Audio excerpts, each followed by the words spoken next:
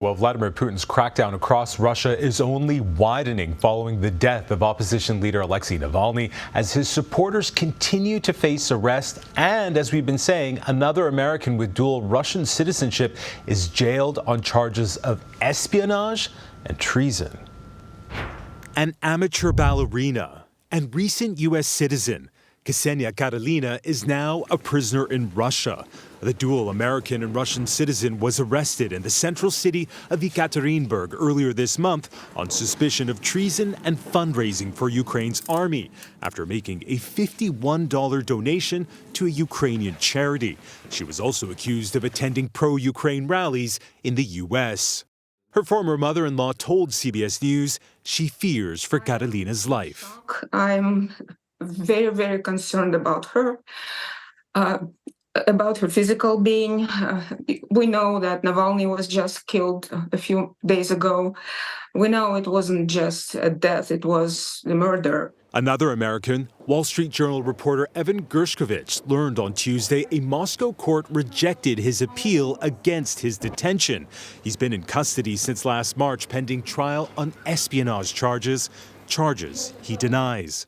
Jeff Hahn is a Russia expert. The arresting of American citizens is something I think we're going to see continue, especially because Russia increasingly is engaging in hostage diplomacy. If found guilty, both Karelina and Gershkovich could face up to 20 years in prison.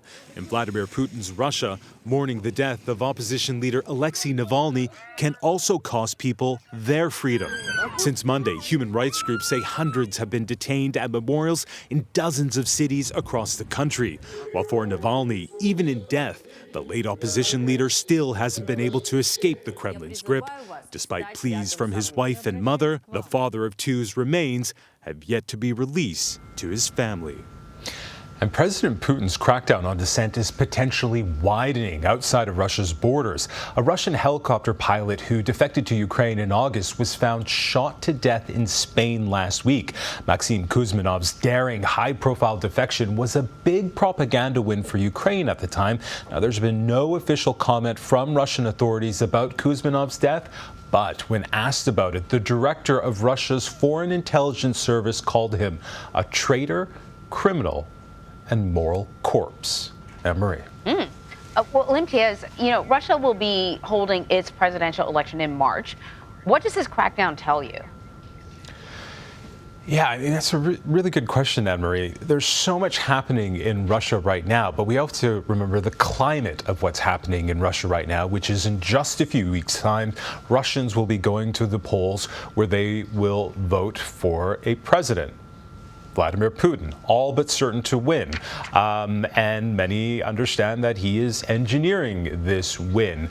And we've been speaking to Russian analysts who said that up until Navalny's death, what they had believed is that Vladimir Putin would have created an environment in which people would be able to kind of go about their daily lives in a relatively normal way. Remember, he has created this reality, for lack of a better word, inside of Russia where people are told you live under this system, it's not great, but we keep you safe and we can keep your life relatively stable. But that, of course, has all changed since Russia's invasion of Ukraine, and perhaps more importantly, since the death of Alexey Navalny, in which we're seeing all of these arrests, including of this dual national, American and Russian.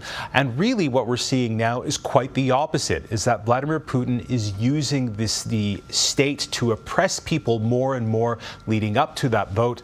Again, one he is all but certain to win. Anne-Marie. All right, Imtiaz, thank you.